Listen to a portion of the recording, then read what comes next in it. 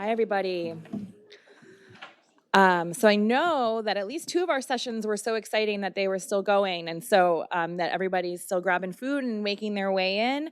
I'm happy that that was the case, but we also do have a virtual audience, so I do want to get us started. First of all, I just want to thank you all again for coming. It's so exciting to have had such an active group of participants for the last 2 days. We have an incredible speaker for you today, so I'm going to get to that in a second. But first, I have some thank yous to do. First, to all of our speakers and all of our breakout sessions and our plenaries, I want to say thank you again. I know that I've heard nothing but good things about the quality of the sessions, which I don't think anybody's going to complain to me, but still really good to know. So just like a round of applause quickly for all of our amazing speakers who presented this last 2 days. Another big thank you to our Community Advisory Board, both for the sessions that they planned, for their participation over the last 2 days, and the amazing photo voice display. We're just so glad that you were all able to be here with us, and we thank you for your time on the project. Another big thank you to our keynote yesterday, Congresswoman Cori Bush, both for coming to speak with us on all the amazing work that she's doing. Also, I don't think anyone's going to complain to me, but all we've heard is about how amazing the event has been, how seamless it's been for experience for everybody. And that does not happen without a lot of people who actually are sitting like right behind here and who are in that back corner over there and who have been at the check-in tables all along. And so I'm going to read out some names really quickly and we'll give them all a round of applause. So first, our amazing events team at Urban, Ivy Hunter, who has been our event point of contact, our lead event person. Also the rest of her team, Haley Romer, Alana Morrow, Leah St. John, and Deja Dupree. I don't think any of them are in here, but yeah. Our AV and webcast team, Christina Budenhagen, Mike Shields, Bern Rexer, and Dan Mayhew. They're actually sitting right there, so they can see you. Our FOS team, Cassie Montañez, Chris Wilson, Anthony Moore, and Mohammed Bundu. I think someone who got a lot of FaceTime with all of you is our catering attendant, Fernando Villarroel. Fernando was amazing. Our government affairs team who made it possible for Congresswoman Cori Bush to be here. That's Alex Berger, Sarah Trumbull, and Maya Burlow. Our building security and our cleaning crew, who we cannot keep this place functioning without. Also on the content side, you've seen a number of our team members appear in panels, in breakout sessions, but the team is so much bigger and the content that was here today could not have happened without all of those team members. And so I'm gonna read through their names really quickly. If you are in the room, please raise your hand or stand up.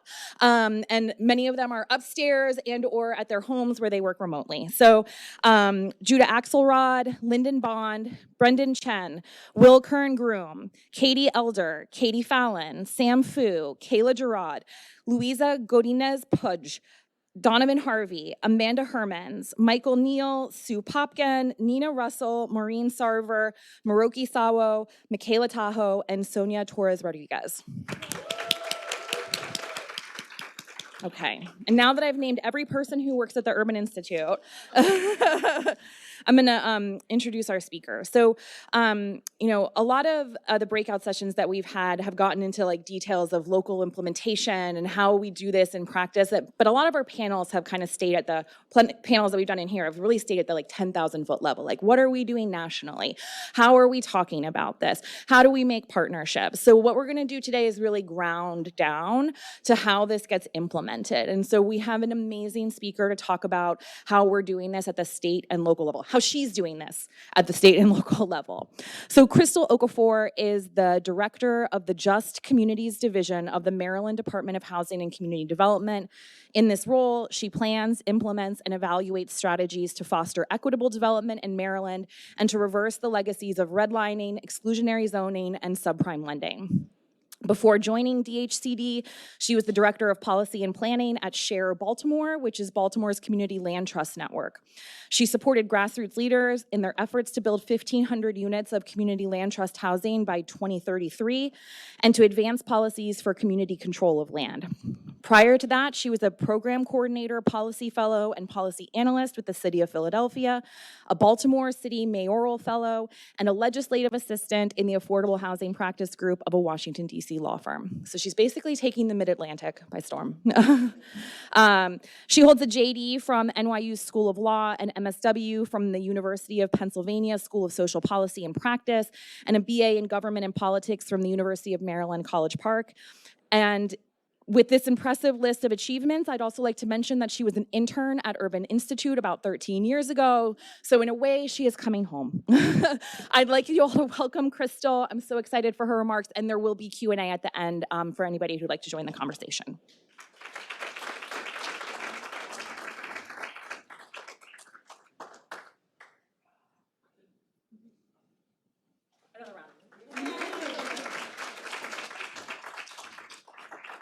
Thanks for that applause, everyone. Thank you, Sam, for the warm welcome. And thank you to all of you, especially folks with lived experience, for creating such a warm and meaningful community of practice for all of us over the past 2 days.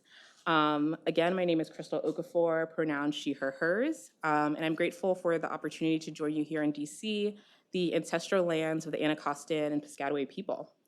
As Sam mentioned, I'm currently the director of the Division of Just Communities within the Maryland Department of Housing and Community Development. And before accepting my role in Maryland DHCD, I was the director of policy and planning at Share Baltimore, which is Baltimore's community land trust network. During my remarks, I'll reflect on both experiences, identifying lessons and choice points around equitable development at the state and local level. And at the request of the UI team, including Donovan, who invited me here, thank you, Donovan, I will identify some implications of my work for this crowd of wonks, public officials, and activists. So you'll notice that I use the term equitable development. I tend to think of equitable development as what gets built, where, by whom, how we pay for it, and who decides. It really poses a series of questions for us. Equitable development reminds us that our current approach to development must be the antithesis of the 20th century's paradigm of inequitable development. You're likely familiar with this history, in which bankers, builders, brokers, and bureaucrats fomented disparities in housing and neighborhood conditions. Equitable development then challenges us to challenge existing power relations, center communities that had been subjective to racist, discriminatory, or exclusionary policies. And equitable development promotes changes to the built environment that can reverse inequity.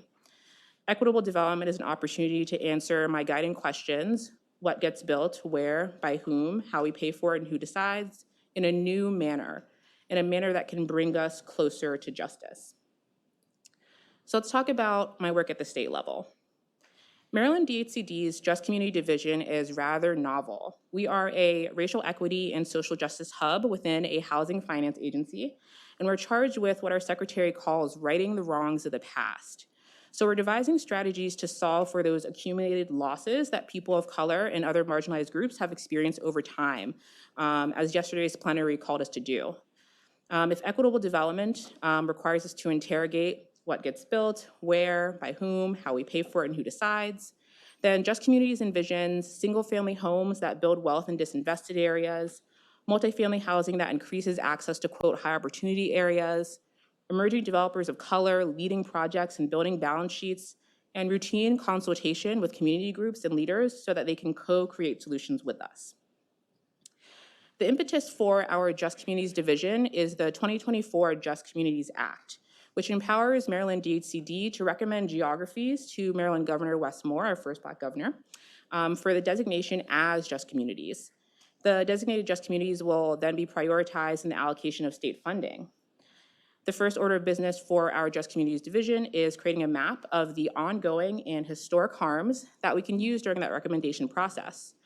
We'll pair a map with other activities, internal and external. We're responsible for program evaluation, community engagement, drafting an equity strategic plan, and advising DHCD leaders. As is the nature of state government, the Just Communities division must build a strategy that will resonate with the tremendous demographic and geographic diversity at the state level. So for instance, in our national capital region of Prince George's and Montgomery counties, there is an uneven landscape of opportunity. The DMV's traditionally affluent suburbs have contended with the suburbanization of poverty in its inner ring since the 2000s. There are the, quote, ethnoburbs of Langley Park and Wheaton, where recent immigrants predominate, as well as the poverty pockets of what's called the Ninth Ward along the DC Maryland border. So state intervention is required to ensure that the ethnoburbs and the Ninth Ward can share in the DMV's overarching prosperity. In Central Maryland, Baltimore City to be exact, White and Capitol Flight have burdened the neighborhoods of the Black Butterfly, these historically residentially segregated, low-income Black neighborhoods in East and West Baltimore, with 15,000 vacant properties. Baltimore's blight has garnered new attention, and public and private leaders are now mobilizing $300 million of investment to tackle the vacancy crisis. In state government, that means for us that we must empower Black Baltimoreans to benefit from this new influx of capital. The state must secure legacy homeowners to ensure that they're not displaced because they really bore the brunt of disinvestment. We have to prepare our local workforce to have construction jobs. We have to prevent speculation as all this money is moving in. And we have to empower emerging developers, people who were born and raised in Baltimore, to be prepared to rebuild their neighborhoods. And then in Maryland's rural areas, there are historically Black towns and enclaves founded by freedmen during the Reconstruction era who have since then struggled for their due. Their story is less familiar to scholars and advocates, but their plight is consistent with the inequitable development of the past. For instance, in mountainous Western Maryland, the state used eminent domain between the 1920s and 1950s to purchase residential homes for nominal fees and displace a Black neighborhood called Brownsville to construct Frostburg State University. The state's job now is to restore trust, to ensure that we can be in right relationship with folks in these towns, and then redirect resources in a manner that makes repair for the past wrongs. Since our Just Communities Division has such a large mandate, the implications for our audience of wonks, officials, and activists abound. For the wonks, I would say that you might consider the technical finesse and surfeit of archival research that the Just Communities map will entail. It's going to chart things like racially restrictive covenants and eminent domain actions across the state, as well as past and current trends in home ownership, property values, and commercial and residential vacancy. All this is prescribed by statute, and none of these data are readily available in a current GIS map layer. Public officials and bureaucrats in the crowd might consider their appetite for the institutional reforms inherent in the Just Communities approach. For instance, we're uncovering how Maryland's landmark Smart Growth Initiative did not make provision for historically Black towns. We worry that Maryland might have fallen prey to what commentators are now calling the, quote, racial failure of new urbanism. Is admitting the racial failure of previous administrations' approach to land use and planning, as Just Communities might be required to do, politically feasible? And lastly, but certainly not least, are activists. You might consider whether Just Communities focused on strategic planning, program evaluation, community engagement, and advising, the pillars of our work, can compel the structural change that our people deserve. What is the utility of Just Communities if reparations and social housing remain our North Stars? Critical Resistance, an abolitionist group in the Bay Area, they speak often about non-reformist reforms. These are reforms that shrink rather than grow noxious systems. Is this new Just Communities division equal to the task of non-reformist reforms? And now local government. Baltimore, Maryland is home to 4 community land trusts, and together they comprise Share Baltimore, a network of organizations that own and develop land for the benefit of the community. The hallmarks of Baltimore CLTs are permanent affordability and community stewardship. CLTs use deed restrictions and long-term ground leases to maintain homes affordability, and CLTs, including Baltimore's, are governed by a board of neighbors and strangers who make decisions for the good of the area as a whole. Recall our guiding questions: what gets built, where, by whom, how we pay for it, and who decides. In Baltimore, community land trusts are restoring the prototypical Baltimore row home in Curtis Bay, Baylor Edison, Barclay, and McElderry Park, all over the city. And they're doing so through a bottom-up community-led process. How we pay for it is a longer story. So Baltimore's community land trusts result from a grassroots coalition, the Fair Development Roundtable, who after years of relational organizing, door-knocking, teach-ins, and negotiations successfully demanded the creation of Baltimore's Affordable Housing Trust Fund. In 2018, the city of Baltimore began administering the fund, instituting a linkage fee that yielded around $20 million per annum. CLTs applied to the fund for capital and operating support, and a city charter designated cadre of leaders, including people with experience of housing insecurity, help govern the fund. Baltimore CLTs now have the goal of producing 1,500 units of CLT housing by 2033. Some implications to note. So for my wonks, I think it's important for you to continue to concern yourselves with the data our movements need to win. Thanks to the Urban Institute, Baltimore CLTs can corroborate the wholesale degradation that community members speak of and have spoken of for a long time with data on racial disparities and neighborhood capital flows.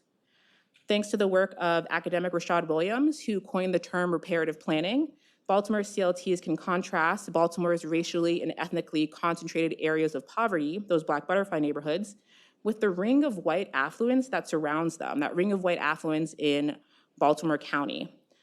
Researchers should continue to concern themselves with the data our movements need to win, and they should be making the case for the strategies that communities lift up as most important to them. Public officials and bureaucrats.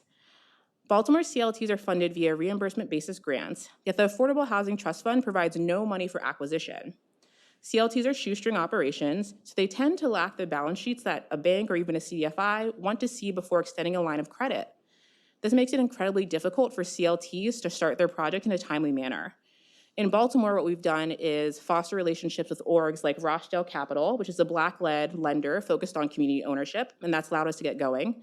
But with all of this in mind, public officials should consider how they can use their funds to unlock private capital for CLTs and new tenures like them.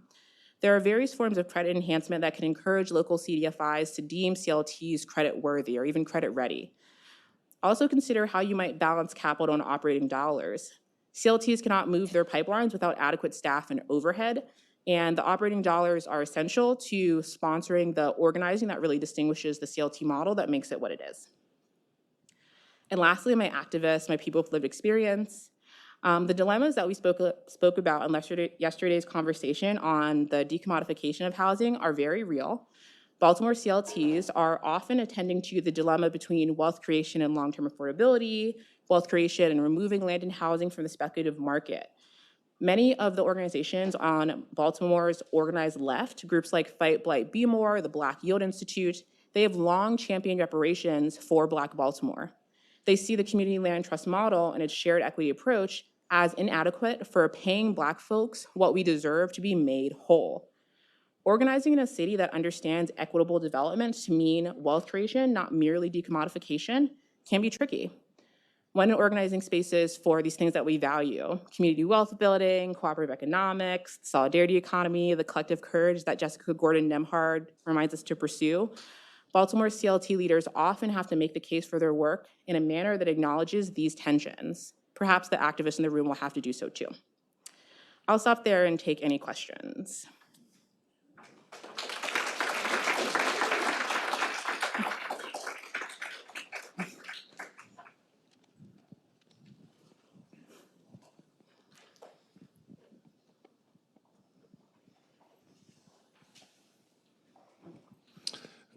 Good morning, I'm Jason Brown. I'm from Los Angeles. I'm a person with lived experience of homelessness back in 2011. I'm so grateful to talk to you. I watched The Wire some years ago, so Baltimore has heavily influenced on me. Yeah. I've said things over the years to people around LA without giving any context about The Wire. So things I've said are including and not limited to Eric Garcetti. Mayor Eric Garcetti is trying to create Hamsterdam. Councilman Mitchell Farrell is juking the stats. Thank you for all the work that you do. It's, I think, been historically said that what happens in Los Angeles in regards to homelessness kind of influences the nation, but the work that you're doing in Baltimore will directly influence us in Los Angeles, and I will see to it that that is followed through with, so thank you. But I did have a question for you.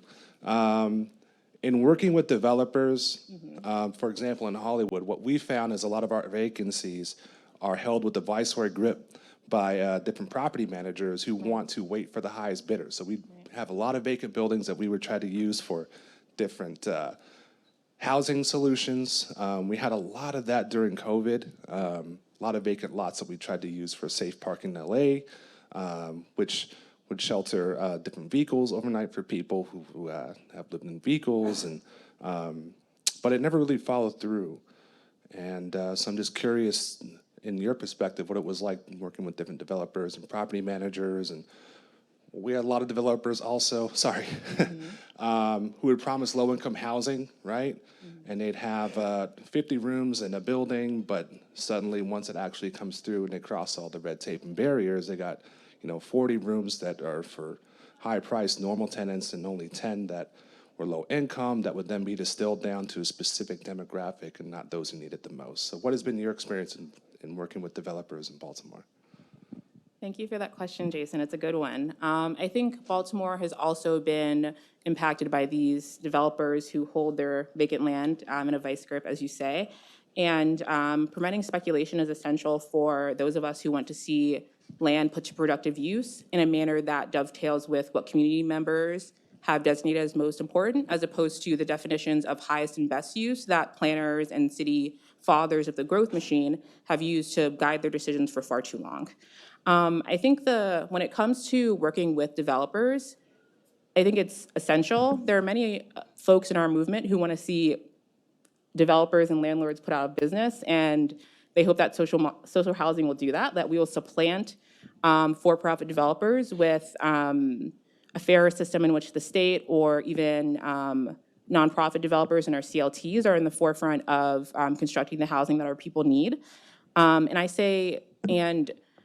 think that when I define community control of land and housing, it's a multi-pronged definition that encompasses community ownership through tenures like CLTs, but also community planning and sort of community advisory panels. So if you have that soup to nuts definition of community control of land and housing, you have a toolkit that you can use to restrain developers who are bad actors. For instance, for those developers who might be speculators, warehousing properties, and then forcing residents in disinvested Baltimore neighborhoods to live on a block where their home is the only one that's occupied. We need a community-controlled entity like a land bank that can use its legal powers to take title to properties with cloudy title, take over some of that land through in rem foreclosure, and then have a community advisory board that's governing that land bank designate what then is the better use for the land on those blocks. And then think through who might be prioritized in the disposition of that land. Is it going to be prioritizing someone who wants to move onto that block and redevelop that home on their own, a homesteader? Is it going to be prioritizing a community land trust who wants to build an affordable home for someone at 80% of AMI or hopefully lower?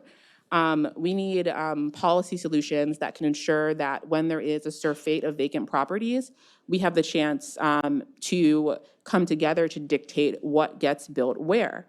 I also believe that community planning is needed to ensure that before vacancy even happens, or as we're trying to decide how to address vacant properties, we have a strategy in place. We're supplanting the dictates of the public sector, of that urban planner, of that public official, with the dictates of all of us. We're using people power to have our priorities, our concerns top of mind already when we come to the table.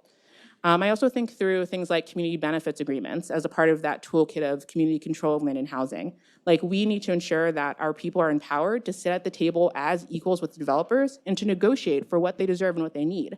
A number of Baltimore activists have been doing that. I wanted to highlight Ms. Betty Bland in Sharp Leadenhall in Baltimore, who's been negotiating with folks who are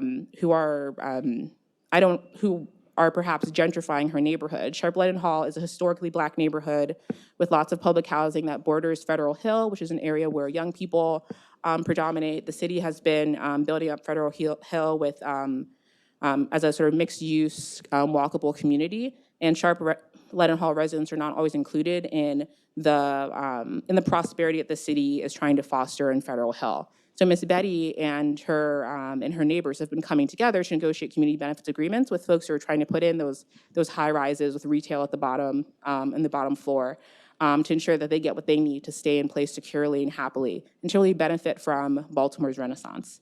So I think our toolkit of community control allows us to address vacancy in a manner that can serve our most marginalized people. I'm going to let you call. I see some folks down here in the front. Yes, Thank you for your works. thank you. I'm aware of one of the zip codes in Baltimore, which is 21223. Okay. And rows after rows of houses are vacant over there. And I heard from my friend who was sitting here, Rob Finn. He said that in Baltimore at this time, there are 13,500 vacant such properties. And at the same time, 5,000 people every night have the sky as their roof. Right. They are homeless. What is this? You see, like 13,500 homes which are vacant and 5,000 people still homeless. What is this? Definitely. I think it's a glaring inequity, is egregious to think that we have this wealth of land in Baltimore, yet we still have people who are experiencing that spectrum of housing insecurity, people who are ranging from chronic street homelessness to people who are doubled up with family, to people who are on the verge of eviction and foreclosure, to people who are just rent burdened. Baltimore's problems are longstanding, and I tend to cite the 15,000 vacancies that I've heard from developers like Rebuild Metro in Baltimore. But I think the root of that vacancy crisis, I'd say it's racial capitalism, but I think if we're taking a more immediate historical lens, I always talk about two turn-of-the-century legal decisions in Baltimore. In 1910, the city of Baltimore instituted racial zoning, and it was really a precursor to the federal redlining initiative. It made Baltimore a proving ground for redlining. It said that Baltimoreans, no Black Baltimorean could move into a block that was more than 50% white. And then from there, in 1918, was the last time the city of Baltimore annexed land. It was with a bill called the Greater Baltimore Bill. Baltimore grew in size. It grew 3 times its initial size, but Baltimore didn't annex any additional land after that. So imagine this suburban century in which the federal government is subsidizing through federal highways and low-cost mortgages the creation of the suburbs, and Baltimore County and Howard County and Arundel County are blossoming and their wealth is growing, but the city of Baltimore can't share in any of that wealth. I see the problems of the color line and the county line as being what has created this vacancy crisis in Baltimore. How do we then, knowing this history that we know and knowing the ways in which it's entrenched racial inequity, how do we then combat the homelessness crisis?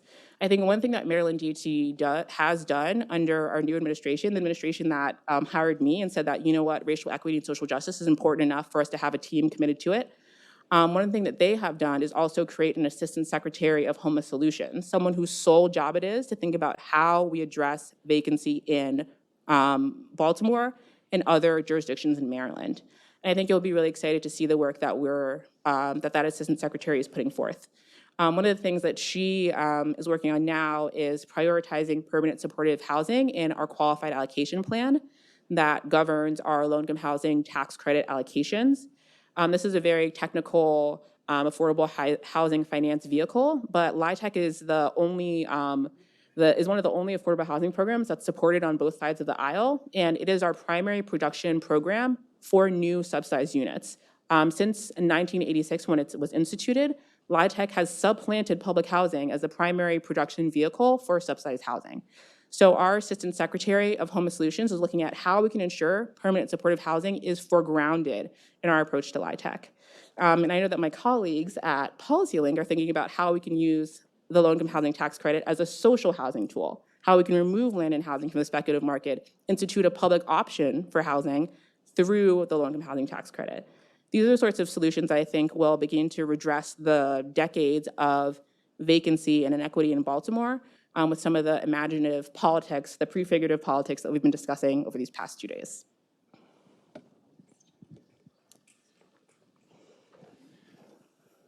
Thank you Thank for you. everything you're saying.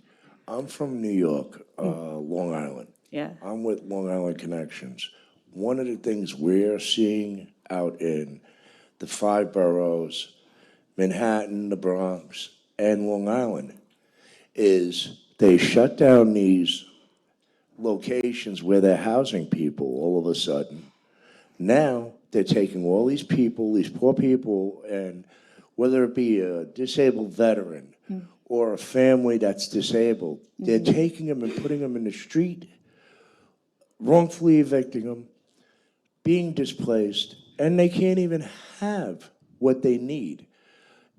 I don't know if you're having that in Baltimore, but what is happening in New York, they're putting these people in hotel rooms, and the counties are paying close to $8,000 a month. Meanwhile, we have all these vacant, foreclosed properties, old offices, old houses, apartment buildings and whatnot are just vacant, Right. and the county doesn't want to do nothing with them. What could you recommend to us? For sure. I appreciate that question. I myself lived and worked in New York City for 3 years, and it provided me with just a foundational experience in thinking about what progressive approaches to housing justice look like. I was lucky enough to spend some time with the Urban Homesteading Assistance Board, which since the 1970s has been founding low-income, limited equity cooperatives for and by low-income people, in particular low-income people of color. A lot of my remarks focused on equitable development, what gets built, where, by whom, how we pay for it, who decides. So a lot of bricks and mortar. But I think one of the good things about this event is that it is allowing us to talk across silos. And in the Urban Institute's definition of housing justice, it's not just housing production and housing supply, what I've mentioned a lot in my remarks, but it's also enforcement of landlord, tenant, and fair housing legal protections, as well as homelessness services for people who need it most. And I think we have to continue to find ways to come together across these different disciplines to have conversations to forge solutions. On the ground in Baltimore, we have a powerful, both a powerful tenants union and a powerful homeless persons union. The tenants union is called Baltimore Renters United. The homeless persons union is called HUN, Housing Our Neighbors. HUN is like a cute Baltimore word. And they're both pushing folks at the state and local level to do more for people who are unhoused. For instance, during the pandemic, HUN worked to start a community land trust because they saw that the city's primary tack during the pandemic was to move people who are experiencing homelessness from shelter to hotel rooms. But we know a hotel is not a home. And we know when you talk to people in shelter, what they want is a home. They want to be the sort of home that is the secure base from which we all explore the world. That's what they want. So HUN worked to partner with some folks in the old Goucher neighborhood to start putting plans in place to found a community land trust. When it comes to Baltimore Renters United, their primary focus now is rent stabilization. And I think it's important to lift that up because, again, community control of land and housing as well as decommodification is like a series of tactics. It's not one thing. Within Maryland DHCD, our secretary is very interested in cooperative housing, TOPA, COPA, CLT, OPA. But the folks on the ground are saying they want rent stabilization. So I feel like if we're going to follow the lead of movement, we need to focus on rent stabilization. So Baltimore Renters United and their partners across the state, folks like CASA, are holding power to account and telling us that's what we need to do. I think if we were to put in place some of the tactics that folks like Baltimore Renters United and HUN have recommended, that rent stabilization, that community land trust, that's how we begin to stop homelessness. We can upstream interventions in the ways that our social movements are telling us to do. Of course.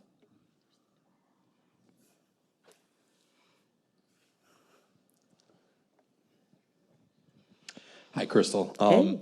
One legislative proposal that we talked about in a session earlier today and that my organization's been involved in at the federal level is the Neighborhood Homes Investment Act, which would essentially create a tax credit to close the gap between how much it costs to acquire and rehab a home and what you could sell that for in a weaker market. Right. I know the state of Maryland passed a statewide version of it, I think in 2021, that I think is administered by DHCD, and with the idea that it's to try and target in specifically historically redlined communities that same type of tool at the state level to create tax incentives for development where otherwise it would not pencil out because there would still be this gap. So I'm just curious the ways in which you're seeing that being deployed and to being deployed for equitable outcomes. Just very curious. I know Ohio's passed something not quite exactly the same, but similar flavor. And so while we're still pushing to try and get a federal tax credit that could really turbocharge this single-family home ownership opportunity, I'm curious to see how that's working at the state level in Maryland. Definitely, I appreciate the question. So the Neighborhood Homes Investment Act is a legislative enactment that when I was with the CLTs in Baltimore, we were watching closely because we are curious as how to that sort of public finance measure might support us in continuing in the single-family acquisition rehab that was slowly becoming our bread and butter. And in fact, one of my Maryland DHCD colleagues, Carol Gilbert, was essential in ensuring that Baltimore CLTs had a seat at the table when Senator Cardin and Jake Day were briefing stakeholders in Maryland around how the Neighborhood Homes Investment Act would work. I think the promise of the Neighborhood Homes Investment Act is that it lends itself to the bipartisan support of LIHTC because it's designed to be the single-family LIHTC. We know that the public loves it, well, not the public, but legislators love a tax expenditure. We know that the mortgage interest deduction is its annual tax expenditures trump the full HUD budget. So if you can hide all the money you're spending on housing, especially housing for low-income people, and a tax expenditure, it's going to be, it'll likely pass muster better than a direct budget allocation. I think the problem with the Neighborhood Homes Investment Act for Baltimore CLTs and for other Black-led, community-driven shoestring operations that are making this transition from organizing on the ground to producing units, this really technical field of developing housing, is that if the Neighborhood Homes Investment Act is going to mimic LIHTC, it's going to have incredibly high transaction costs and barriers to entry. A LIHTC transaction has this cadre of syndicators, accountants, attorneys, investors who swirl around it and extract a lot of value from a transaction that should be funneling its resources towards producing homes for vulnerable populations, not towards paying these professionals. And if our CLTs were to benefit from the Neighborhood Homes Investment Act, I think we would need a level of technical assistance that it's not clear that any entity is willing to provide. Baltimore, Maryland does have a number of exciting, successful programs to make the New Markets Tax Credit work better for small developers and for the state of Maryland. For instance, over this past legislative session, we passed a bill to create the Maryland Community Investment Corporation, which would be our state-sponsored CDE, community development entity within the New Markets framework that would allow us to generate more resources for affordable housing production. And thanks to the advocacy of folks like Bree Jones and Parity, a Black-led developer in Baltimore, we were able to pass in 2021 our appraisal gap bill that would look to close that gap between the price that it takes to rehabilitate a vacant row home in a disinvested, formerly redlined Baltimore neighborhood, and the price that that home will eventually command when it has been rehabilitated. That's one of the biggest barriers our Black-led developers, our CLTs, our small developers face in Baltimore. It costs us more to fix a home than it does for us, then we'll be able to command when we sell the home. That's another reason why our vacant units are not, our survey of vacant units is not serving the needs of people who are already homeless because it's so expensive to build a new unit. The state is now putting money together to close that appraisal gap such that we can produce new units. And we're doing so in a manner with a program called Uplift that is focusing on raising property values in formerly redlined areas. And not only are we closing the appraisal gap for the creation of new units, but we're also putting in place special loan products to ensure that legacy homeowners, people who lived in these redline communities for decades and borne the brunt of disinvestment, can stay in so that they're not being displaced. That's what I'll say there. Thank you. We have time for one more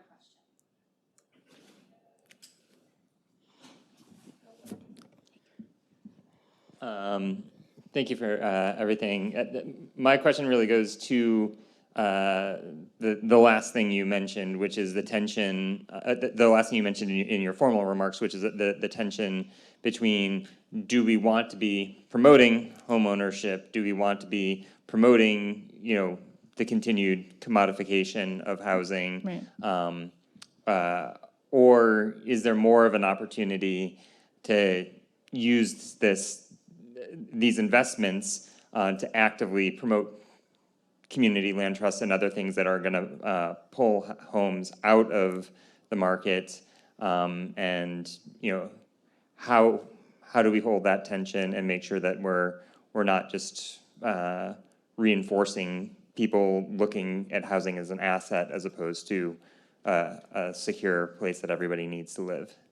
Definitely, and a fitting note on which to end. As I mentioned to my comrade from Long Island, I spent a lot of time in New York City, and New York is such a hot market, and on the left in New York, our focus was removing land and housing from the speculative market. We wanted to restrain the power of landlords who were gaining this increment from the people they housed. We wanted to stop the revolving door of landlords and other folks in the growth machine into government positions. We had a decidedly non-market approach to housing, one that the Urban Homesteading Assistance Board continues to implement.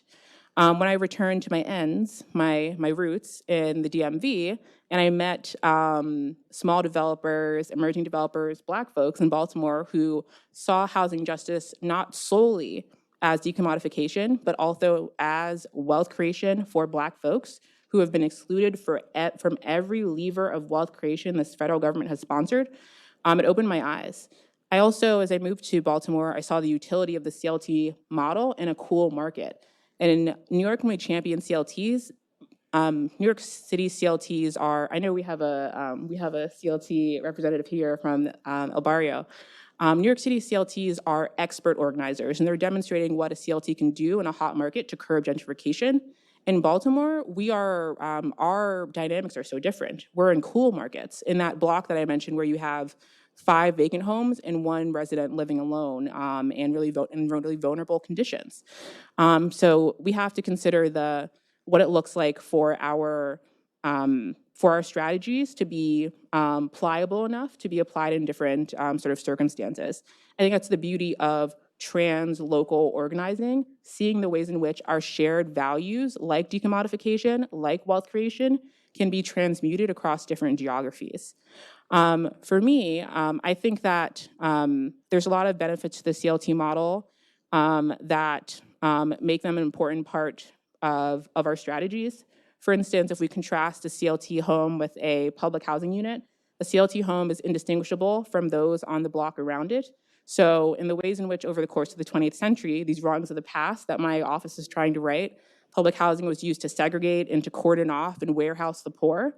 You can't do that with a CLT home. A CLT home looks exactly like any home in your neighborhood, so there's less stigma there.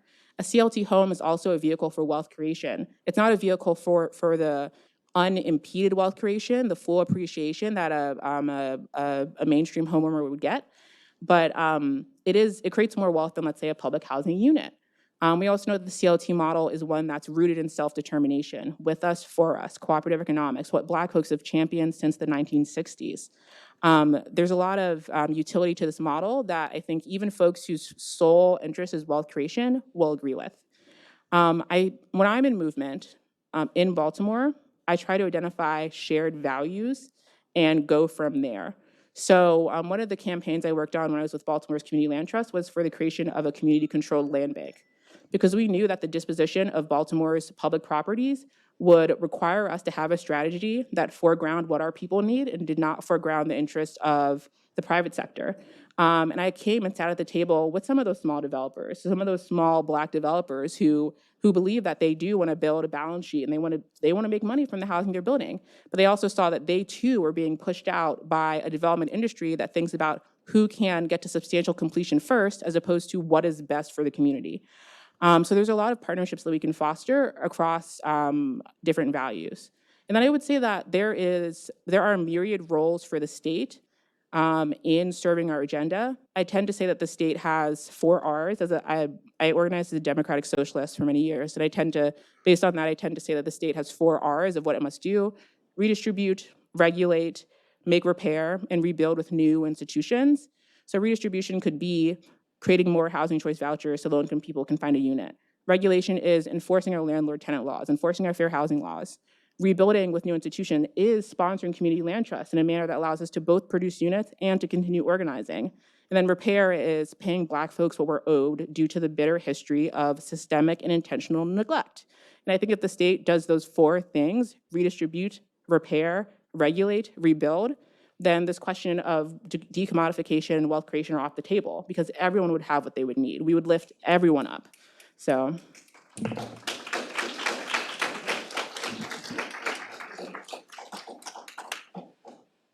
I want to thank Crystal and usher you to wherever you'd like Thanks, to sis. sit. Please feel free to join the audience if you would like as we close.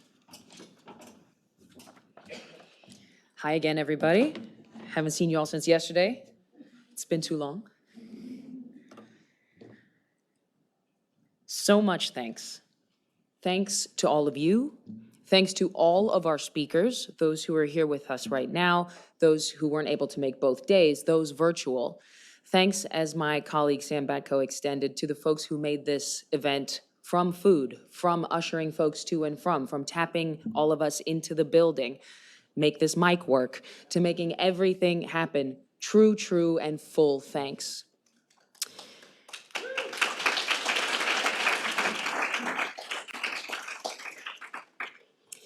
A few things I want to lift up before we close. And I first should stress that close does not mean leave. We have the space.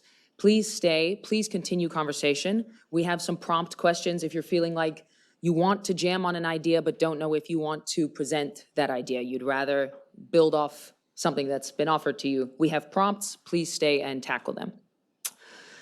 But one thing I want to lift up, Congresswoman Cori Bush opened with it, Crystal Okafor just closed with it, and it's this idea of the whole. The whole, over these last 2 days, were tackled in many different ways. We talked about the whole person, family, community, the whole of the movement. Many of you are from different fields, different training, different values even, and you came here to shape that whole and express from your different lenses, from your different avenues of expertise, what housing justice means to you and the role you see yourself and want to see others play in driving towards it. The whole means many different techniques. We've talked about reform, but we've also talked about repair. We've talked about decommodification. We've talked about changing the entire structures that we exist within. This too is the whole of an approach.